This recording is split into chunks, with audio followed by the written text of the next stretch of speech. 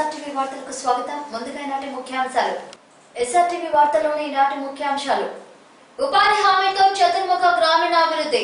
పంచాయతీరాజ్ గ్రామీణాభివృద్ధి కమిషనర్ రామాంజనేయులు. నగదు రహిత లావాదేవీలను నిర్వహించేందుకు అందరూ సహకరించాలి.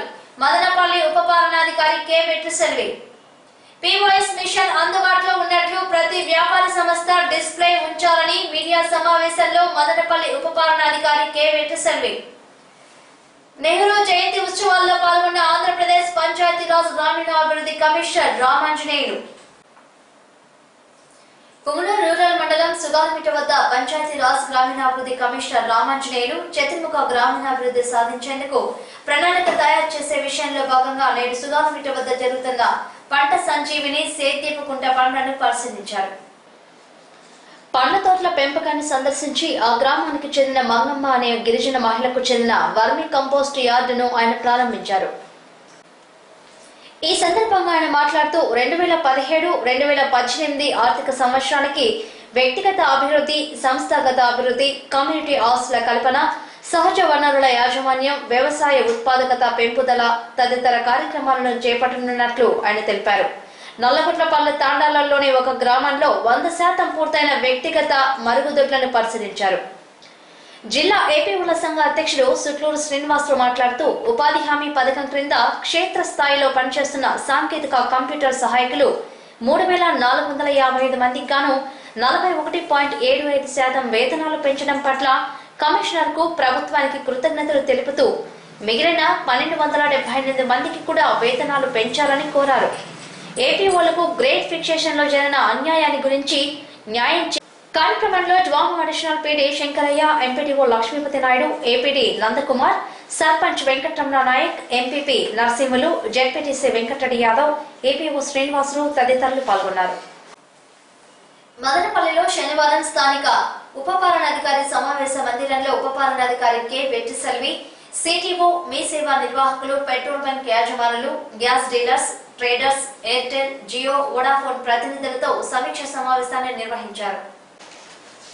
ఈ సందర్భంగా ఉప పాలనాధికారి కె వెట్రిసెల్వి మాట్లాడుతూ నగదు రహిత లావాదేవీలను నిర్వహించేందుకు అందరూ సహకరించాలని కోరారు. కేంద్ర ప్రభుత్వం 500, 1000 రూపాయల నోట్ల రద్దుతో ప్రజలకు ఇబ్బందులు కలగకుండా ఉండేందుకు ప్రభుత్వ భాగస్వామ్యం గల సంస్థలతో పాటు ప్రైవేటు వారు కూడా POS మిషన్లను అందుబాటులోకి తేవాలని ఆమె కోరారు. ఇందుకోసం బ్యాంకులకు వెళ్లవలసిన అవసరం లేకుండా POS మిషన్లు కావాల్సిన వారు సంబంధిత దరఖాస్తులను సబ్ కలెక్టర్ కార్యాలయం, స్థానిక తహసీల్దార్, ఎంపీడీఓ కార్యాలయం, మున్సిపల్ కార్యాలయాలలో అందజేయడం జరుగుతుందని, దరఖాస్తులను పూరించిన తర్వాత దరఖాస్తుదారుల కరెంట్ ఖాతా ఏ బ్యాంకులో ఉంటుందో ఆ బ్యాంకు వారికి దరఖాస్తులను పంపడం జరుగుతుందని తెలిపారు. ఆ తర్వాత 4 రోజులకు POS మిషన్లను అందజేయడం జరుగుతుందని, అంతేకాకుండా స్మార్ట్ ఫోన్లు వాడేవారు ఎయిర్టెల్ యాప్, వోడాఫోన్, జియోల ద్వారా నగదు లావాదేవీలను నిర్వహించవచ్చని, ప్రతి బ్యాంకు నెట్ బ్యాంకింగ్ సౌకర్యం కల్పిస్తున్నదని, ఈ సదుపాయాలని సద్వినియోగం చేసుకోవాలని సూచించారు. చిత్తూరు జిల్లాలో 4వ శక్తి క్షేత్రంగా విరాజిల్లుతున్న శ్రీ బోయకొండ గంగమ్మ ఆలయంలో శనివారం ఉదయం 17 రోజుల కాలం ఉండే లెక్కింపు కార్యక్రమాన్ని నిర్వహించారు. ఈ ఉండే లెక్కింపులో 8,19,84,000 రూపాయలు, బంగారం 8 గ్రాములు, వెండి 152 గ్రాములు వచ్చినట్లు ఆలయ ఈవో ఏకాంబరం ఎస్ఆర్టీవీకి తెలియజేశారు. రావణపల్లి పంచాయతీ అడవినాథని గుంటలో మోడల్ స్కూల్ విద్యార్థులు కలిసి ప్రపంచ మరుగుదొడ్ల దినోత్సవం సందర్భంగా గ్రామంలో జరిగిన ర్యాలీలో పంచాయతీరాజ్ గ్రామీణాభివృద్ధి శాఖ కమిషనర్ రామాంజనేయులు పాల్గొన్నారు. ఏపీ మోడల్ స్కూల్ ఆవరణంలో ఆడిటోరియం నిర్మాణానికి భూమి పూజ చేశారు. గ్రామానికి చెందిన ప్రొఫెసర్ వెంకటరెడ్డి తల్లి దివంగత కంచుల నాగమ్మ జ్ఞాపకార్థంగా ప్రతిరోజు పిల్లలకు ఉదయం 8 గంటలకు పౌష్టికాహారంగా రాగి మాల్ట్ అందించేందుకు ఏర్పాటు చేసిన కార్యక్రమాన్ని ఆయన ప్రారంభించారు.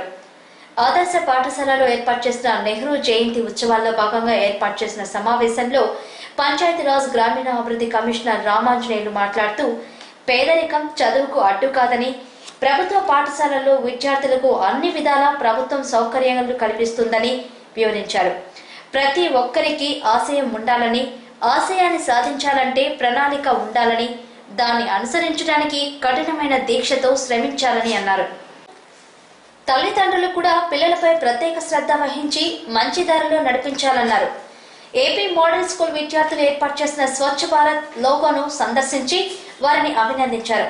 అనంతరం బాలల దినోత్సవం రోజు నిర్వహించిన క్రీడల్లో ప్రతిభ కనపరిచిన విద్యార్థులకు బహుమతులు ప్రదానం చేశారు. పిల్లలు నిర్వహించిన సాంస్కృతిక కార్యక్రమాలు అందరినీ ఆకట్టుకున్నాయి. ఈ కార్యక్రమంలో డిఆర్టీఏ రవిప్రకాష్ రెడ్డి, సిఇఓ పెంచుల కిషోర్, డోమో PD Shankaraiah, DPO Prabhakar Rao, MPDO Lakshmipathi Naidu, MEO Janardhan Reddy, sarpanch Nagarathnamma, MPP Narasimhulu, ZPTC Venkatareddy Yadav, LIDCAP మాజీ చైర్మన్ ఎన్ రెడ్డప్ప, ఆదర్శ పాఠశాల principal Vijayalakshmi, SMC chairman Suresh, vice chairman Gayathri మరియు మధుసూదన్ రావు, పలువురు ప్రజా ప్రతినిధులు, ఉపాధ్యాయులు, విద్యార్థుల యొక్క తల్లిదండ్రులు ఇందులో పాల్గొన్నారు.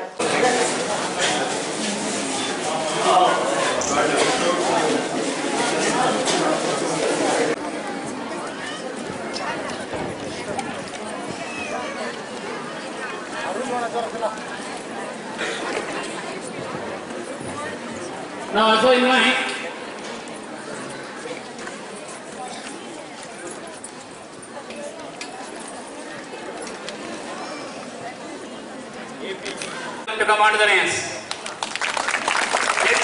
చాలా మేలు జరుగుతుంది కాబట్టి ఆ శాఖకు ఆయన వచ్చినప్పుడు ఆ శాఖ ఆయన పదవి అలంకరించినప్పుడు అప్పటి నుండి ఆయన ఇక్కడ రావాలని ప్రయత్నం చేస్తున్నారు. మేము పిలుస్తూనే ఉన్నాము కానీ రాలేకపోయారు. ఏమైతేనే చివరికి వీలు చేసుకుని ఆయన ఇక్కడికి రావడం, ఈ రోజు ఈ కార్యక్రమంలో పాల్గొనడం మన అందరికీ చాలా సంతోషంగా ఉంది. ఎలా చూపిస్తాడు అనేది నేను ఇప్పుడు చూపించబోతున్నాను. బాబు గారు బాగున్నారా లేదా, రాకపోతే రాలేదని రణంపై నుంచి రాజమండ్రి నుంచి రైల్గారి నుంచి డబ్బుకుని పడిపోయారట. వచ్చేసాం పొంగూరు పెట్టిన దాకా వచ్చేసాం. ఏమండి మా ఇంట్లో డబ్బులు దానాలకి లోటు లేదండి. కోటి కుక్కలు తినేస్తానే, లక్కలు నక్కలు తినేస్తాయి, ఏళ్ళు ఎలకలు తినేస్తానే, 10 పందులు తినేస్తాయి, సరే సిల్లంటే సేమ చంపేస్తాయి. ఏమండి మా ఇంట్లో భోజనాలు పెట్టుకుంటే వంకాయలు తింటే వంగిపోతున్నారంటే, బీరకాయలు తింటే పూసిపోతున్నారండి, చిక్కుడా గుడి చిక్కుపోతున్నారండి. మరేమో పొద్దున్న అది పొట్టుకాయ తింటే ప్రొటెక్ట్ చేస్తుందని లడాయిపోతే ఏం ప్లేస్ అది పెట్టేశారండి. ఆ తిన్నాక బాగా నన్ను కానీ 3 వేలు మచానికి గడుచుకున్నారండి. మరేమో పొద్దున్న చంద్రబాబు నాయుడు గారు వచ్చి పాకిస్తాన్ ఎగ్జామ్కి వెళ్ళమని 6 రూపాయలు అడ్వాన్స్ ఇచ్చారండి. 6 రూపాయలు అడ్వాన్స్ ఇచ్చారండి. 6 రూపాయలు అడ్వాన్స్తో జీడిపప్పు జీప్ వేసుకొని ఎదురుకప్పు అంత గన్నేసుకుని వెళ్ళారండి. ఎంతుంటే జీడిపప్పు జీప్లో డీజిల్ అయిపోయిందని చల్ల పడిపోయిందండి. నేను ఇక్కడ పడిపోయిందండి. మరేమో మీరు మాకు ఇచ్చేది ఇచ్చేసాము, మళ్ళీ పాకిస్తాన్ యుద్ధానికి వెళ్ళిపోతామండి. మీకేమన్నా ఫ్యాక్టరీలు కావాలంటే చెప్పండి. గుడివాళ్ళ గుడ్డు ఫ్యాక్టరీ మాదే, కాకినాడలో కాకుల ఫ్యాక్టరీ మాదే, దుబాయ్లో గూడు ఫ్యాక్టరీ మాదే. మీకు కావాలంటే ఇంట్లో రీతులు తీసుకొస్తాం, మొత్తం ప్రైవేట్ చేస్తామండి. ఏమంటే మేము ఇల్లు కడుతుంటే ఇటుకేస్తే ఇరిగిపోతుందండి, జమ్మేస్తే జారిపోతుందండి, తాటాకేస్తే కావాలమంటుందండి, పొక్కేస్తే పేలిపోతుందండి. ఇంకేం చేయమంటారండి? మీరు ఇలాగే నన్ను ఎంకరేజ్ చేస్తా ఉంటే మళ్ళీ వచ్చి నవ్విచ్చేస్తానండి. చెప్పాలి. సరిగ్గా 50 సంవత్సరాల క్రితం నేను కూడా అక్కడ ఉన్నవాడిని. మీకన్నా చక్కగా యూనిఫార్మ్ ఉంది, అందరి కాళ్ళకి చెప్పులు ఉన్నాయి, చక్కగా తలదూకున్నారు. మిమ్మల్ని చూస్తే ఎక్కడో లక్ష్ములు ఎత్తుకోవాల్సిన పని లేదు, ఎక్కడో సరస్వతులు కొలవాల్సిన పని లేదు. ఇక్కడే ఉన్నారు మూర్తి భవించినటువంటి లక్ష్ములు, సరస్వతులు. మరి వాళ్ళ గురించి చెప్తే మేమెక్కడున్నాం సార్ అని అడుగుతారే. సో ఇక్కడే అందరూ ఉన్నారు, కృష్ణుడు ఉన్నారు, పేరు చెప్తే మరి సార్ కోపడతారు, వద్దులేదు. మహానుభావులు అందరు ఇక్కడే ఉన్నారు. సో మరి ఇక్కడ ఉన్నటువంటి మీరు ఇక్కడే ఉండరు, మళ్ళా ఇక్కడికి వస్తారు. ఇక్కడికి రావాలి అంటే ఒక డిపిఓ కావాలి అనుకున్నా, లేదా ఒక జెడ్పీటీసీ సభ్యులై రేపు ఎమ్మెల్యే కావాలనుకున్నా, లేదా ఒక ఎంపీపై ఒక ఎంపీ కావాలనుకున్నా, లేదా ఒక ఇప్పుడే డాక్టర్లుగా వేశారు డాక్టర్ కావాలనుకున్నా, లేదా ఏమి కావాలనుకున్నా, లేదా మా పెద్దలు ఉన్నారు రెడ్డప్ప గారు, ప్రజలకు సంబంధించినటువంటి కార్యక్రమాల్లో పాల్గొనాలనుకున్నా, అక్కడి నుంచి ఇక్కడ నడవాలి. ఆ నడిసే దారిలో అనేక రకాలైనటువంటి అడ్డంకులు ఉంటాయి.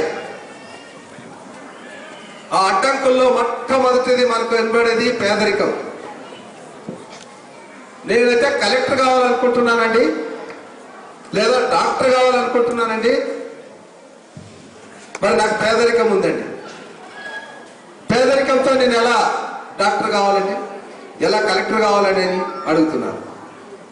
మరి అదే పేదరికం అడ్డైతే ఇక్కడ మాట్లాడేటటువంటి ఈ కమిషనర్ గారు కూడా కమిషనర్ అయ్యేవాడు కాదు.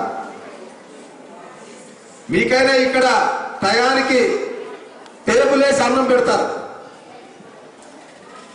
2 పూటలు అన్నం పెడతారు, 1 పూట టిఫిన్ ఇస్తారు, మళ్ళా కాఫీ పాలు ఇస్తారు. అవునా కాదా? అవునా కాదా? గట్టిగా చెప్పండి. ఇవరా ఇస్తారా? చూస్తున్నారు. ఓకే, హాస్టల్ లేదు. సారీ వస్తుంది, తొందరలో వస్తుంది. సో దయచేసి ఇక్కడ మనం, ఎందుకంటే నేను కూడా ఒక 50 సంవత్సరాల క్రితం అక్కడ కూర్చొని ఇక్కడ మాట్లాడినటువంటి పెద్దల మాట వినే నేను ఈ రోజు అయ్యాను. ఎవరికైనా ఒక ఆదర్శం కావాలి. సో మీరు సాధించాలనుకుంటే మనకు ఒక పంచశీల్ ఉంది. చెప్పారా ఇంతకుముందు 4 సంవత్సరాల క్రితం కూడా వచ్చినప్పుడు? ఎవరికైనా అర్థమైందా లేదా? సో ఇది మన ఆశయం. ఈ ఆశయం ఇలా ఉంటేనే గట్టిగా ఉంటుంది. ఇది పిడికిలే అంటారు. దీంతో ఇలా కొడితే శబ్దం వస్తుంది. ఈ పిడికిలు ఇలా వదిలేసి నువ్వు ఇలా కొట్టండి, వస్తుంది. ఒక దాంతో కొట్టినంతే, 2 దాంట్లో కొట్టినంతే. కానీ ఇలా బిగిస్తే దాని ఫోర్స్ చాలా గొప్పది. సో ఈ పిడికిలిలో ఇదే మన విజయం అయితే, ఈ విజయంలో ఏమేమి అంశాలు ఉన్నాయో చూడండి. ఇది పెద్ద బాగా పుట్టిన వేలు అంటాం. ఇది మనము కష్టపడే మనస్తత్వానికి సూచిక. కష్టపడాలి. రోజుకి 8 గంటలు కావచ్చు, 9 గంటలు కావచ్చు, 12 గంటలు కావచ్చు, ఒక్కొక్కసారి 18 గంటలు కూడా కష్టపడే మనస్తత్వానికి ఇది సూచిక. సో ఇది ఉండాలి. ఇది లేకపోతే ఈ 4 ఏమి ప్రయోజనం లేదు, బలం రాదు. Next art skill.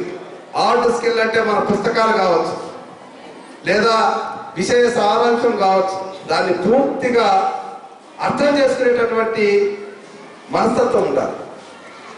ఏదైనా ఒక పుస్తకాన్ని ఇస్తే దాన్ని మొత్తం చదివించాలి. చదివి దానిలో ఉన్నటువంటి సారాంశాన్ని ఆలోచన చేయాలి. అది దీంట్లో ఉండేది. 2 ఇప్పుడు సాఫ్ట్ స్కిల్. 3వది, ఈరోజు అందరూ కూడా కంప్యూటర్లోకి వెళ్ళిపోతున్నారు. సో ఈరోజు అంతా డిజిటల్ వచ్చేసింది. మన హార్డ్ స్కిల్ ఉంటే ఏం ప్రయోజనం లేదు. దాన్ని సాఫ్ట్ స్కిల్లో పెట్టగలిగినటువంటి స్కిల్ ఉండాలి. ఇంకోటి కమ్యూనికేషన్ స్కిల్ ఉండాలి. మనలో చాలా నాలెడ్జ్ ఉంటుంది, ఎంతైనా మనం రాయగలం, కానీ మాట్లాడలేం. సో ఆ మాట్లాడేటటువంటి గుణాన్ని నేర్చుకోవాలి. ఈరోజు ఇక్కడ వచ్చి మాట్లాడారు ఆ పిల్లలు. వాళ్ళకి అవకాశం వచ్చింది కాబట్టి వాళ్ళు మాట్లాడగలుగుతున్నారు. ఇక్కడ ఉన్న వాళ్ళందరికీ కూడా అట్లా మాట్లాడే అవకాశం ఉంది. మాట్లాడండి, ఒకరికొకరు మాట్లాడండి. మాట్లాడుతూ ఉంటే కమ్యూనికేషన్ పెరుగుతుంది. ఇక లాస్ట్ది, ఇది చిన్నదే. ఇదేం లేదు సార్, చిన్నదే కదా వదిలేద్దామని మీరు అనుకుంటున్నారేమో. ఇది లేకపోతే ఈ పిడికిలు పట్టుకోండి, ఏం లేదు కదా, శక్తి లేదు కదా. సో దీనికి అంత శక్తి ఉంది. ఇది ఏమిటంటే ప్రతి సక్సెస్ ఫెయిల్యూర్ని అంచనా వేసేటటువంటి ఎనాలిసిస్. ఆ ఎనాలిసిస్ స్కిల్ కావాలి. ఈరోజు మనం ఏం చేశాం, ఎంత టైం వేస్ట్ చేశాం. ఏ ప్రణాళిక అయితే మనకు 8 గంటలు అనుకున్నామో 8 గంటలు చదివామా, లేదా అందులో ఏదైనా గంట పోయిందా, లేదా ఈరోజు మనం చేసినటువంటి పనుల్లో ఏవి మంచివి ఏవి చెడ్డవి, ఎందుకు ఆ చెడ్డ పని నేను చేయాల్సి వచ్చింది, అది బోయకొండ ఆలయ మాజీ ప్రస్తుత చైర్మన్ల మధ్య గొడవలు తారాస్థాయికి వెళ్లడంలో వారి మధ్య గాయాల పాలై ఆసుపత్రిలో చేరి చికిత్స పొందుతున్న సాక్షి విలేకరి వసంత్ కుమార్. పుంగనూరులో శుక్రవారం సాయంత్రం జరిగిన సంఘటన వివరాలు ఇలా ఉన్నాయి. గంగమ్మ ఆలయానికి గత పాలక మండలి చైర్మన్ గా రతిదేవి, ఆమె భర్త ఎస్కే రమణారెడ్డి 2 పర్యాయాలు పనిచేశారు. అయితే చైర్మన్ పదవి తమ వర్గానికి ఇవ్వాలని బీసీ నేతలు గంగరాజు, కృష్ణమూర్తి ఆధ్వర్యంలో ఇటీవల పోరాటం చేశారు. ప్రస్తుతం చౌడేపల్లికి చెందిన గువ్వల రామకృష్ణారెడ్డిని చైర్మన్ గా నియమించింది. దీనిపై బీసీ నేత గంగరాజు, తెలుగుదేశం పార్టీ నాయకుడు మాజీ చైర్మన్ ఎస్కే రమణారెడ్డి రిట్లు దాఖలు చేశారు. ఈ నేపథ్యంలో శుక్రవారం సాయంత్రం కొత్త ఇల్లు వద్ద బీసీ నేతలు గంగరాజు, కృష్ణమూర్తిపై బోయకొండ చైర్మన్ కుమారుడు రమేష్ రెడ్డి అనుచరులు కలిసి దాడి చేశారు. మాజీ చైర్మన్ రతిదేవి ఇంటికి వెళ్లి తలుపులు పగలగొట్టి ఇంటిలోని ఫర్నిచర్స్ ధ్వంసం చేయడం జరిగింది. తనను దుర్భాషలాడినట్లు పోలీసులకు ఫిర్యాదు చేశారు. ఈ దృశ్యాలను చిత్రీకరిస్తున్న ఎలక్ట్రానిక్ మీడియా విలేకరి వసంత్ కుమార్ కెమెరా పగిలిపోవడంతో పాటు విలేకరికి కూడా దెబ్బలు తగిలి ఆసుపత్రిలో చేరి చికిత్స పొందుతున్నారు. పోలీసులు ఇరువురిపై కేసును నమోదు చేసి దర్యాప్తు చేస్తున్నారు. నిన్న సాయంత్రము ఒక 4:30 గంటల ప్రాంతంలో నాకు వచ్చిన రాబడి సమాచారం ప్రకారము పుగులూరు కొత్త ఇంట్లో టీడీపీ వాళ్ళే కొట్టుకుంటానని చెప్పి నాకు వచ్చిన సమాచారం వచ్చింది. నేను ఒక సాక్షి టీవీ రిపోర్టర్గా వెంటనే కెమెరా ఎత్తుకొని ఆ ప్రాంతానికి వెళ్ళాను. ఆ ప్రాంతానికి వెళ్తే ప్రస్తుతం బోయకొండ చైర్మన్ గుమ్మల రామకృష్ణారెడ్డి కుమారుడు తెల్లేపల్లి సర్పంచ్ రమేష్ రెడ్డి అలియాస్ చిట్టి, అతని అనుచరులు హరికుమార్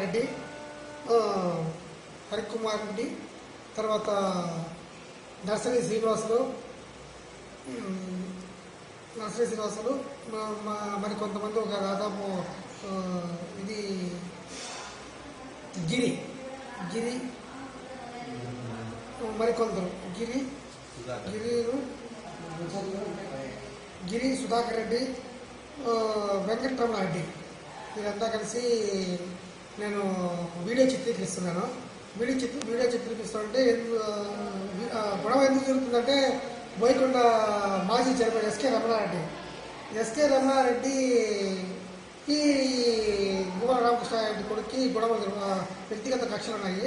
దాంతో వాళ్ళు ఏదో పడతా ఉంటే మనకు వార్త వస్తుంది చెప్పి వార్త కోసం పోతే వాళ్ళు నేను వీడియో తీస్తానే నా పైన దాడి చేసినారు. దాడి చేసింది కాక నా వీడియో కెమెరా పగలగొట్టి నా దగ్గర ఉన్న 18 గ్రాముల బంగారు చైను, అక్కడి నుంచి 7,030 రూపాయలు కూడా పెట్టుకొని నా పైన హత్యాయత్నం చేశారు. దీనిపైన నేను వెంటనే 100కి ఫోన్ చేశాను. 100 నుంచి 108లో పుంగూరు గవర్నమెంట్ హాస్పిటల్కి వచ్చి జాయిన్ అయ్యాను. పుంగూరు గవర్నమెంట్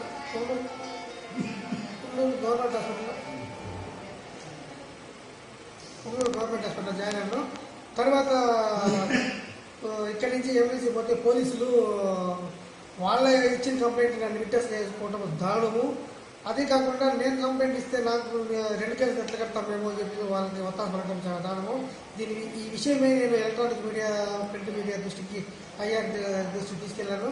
అన్ని సంఘాలు, జర్నలిస్టు మిత్రులంతా కూడా నాకు సహకరించి ధర్నా చేయాలని చెప్పి నిర్ణయించారు.